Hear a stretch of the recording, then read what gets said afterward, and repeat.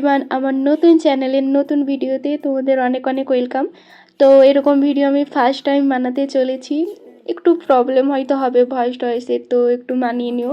প্রথম একটু ভুল ত্রুটি তো হবেই।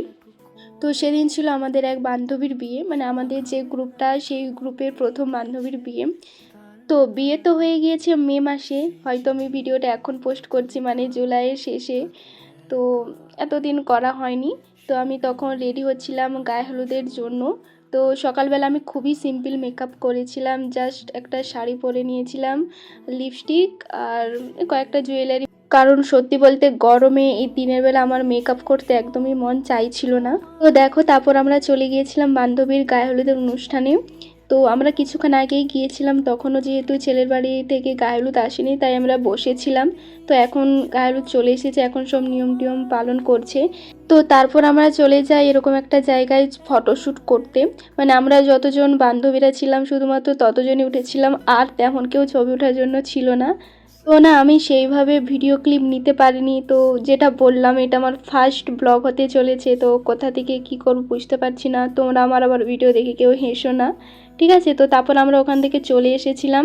তো রাত্রিবেলা যাওয়ার জন্য আমি রেডি হয়েছিলাম। তো আমার দিদি মেকআপ আর্টিস্ট, তো তার কাছেই আমি সেজেছিলাম, একটু বেশি সেজেছি, ঠিক আছে? তো কেন সাজবো না, প্রথম বান্ধবীর বিয়ে বলে কথা, বান্ধবীর বিয়েতে সাজবো না তার কার বিয়েতে সাজবো? তো চলো সেখানে গিয়ে দেখা হচ্ছে।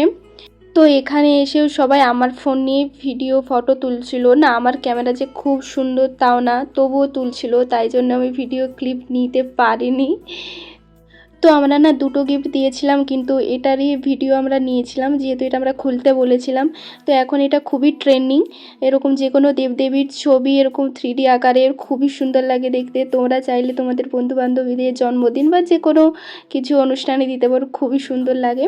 তো তারপর আমরা গিফট দিয়ে চলে এসেছিলাম একদম খাবারের জায়গায়। তো এখানে সবাই দাঁত বের করে হাসতেই ব্যস্ত।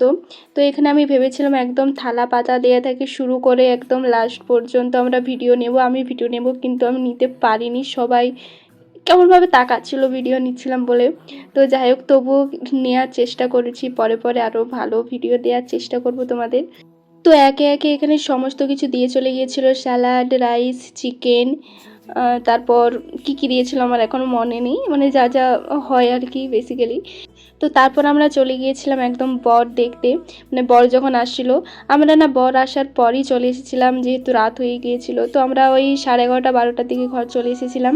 তো আমাদের কাছাকাছি ঘর, তবুও রাত্রিতে থাকার পারমিশন ছিল না। তো ভেবেছিলাম যে বিয়ে কমপ্লিট হবে তারপর আমরা আসবো, তো সেভাবে কেউ ছিলাম না আমরা।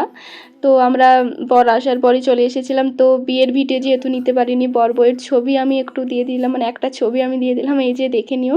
তো তারপর আমি ঘর চলে এসে একটু ঢং করে নিচ্ছিলাম। তো আবারও বলি, এটা আমার প্রথম ব্লগ, তো একটু ভুল ত্রুটি হয়েছে। তো তবুও জানিও কেমন হয়েছে, পরে পরে আরও ভিডিও দেওয়ার চেষ্টা করব ভালো ভালো। তো আজকের মতন এতটুকুই, দেখা হবে পরের কোনো ভিডিওতে। তো চ্যানেলটাকে অবশ্যই সাবস্ক্রাইব করে দিও, ঠিক আছে? টাটা।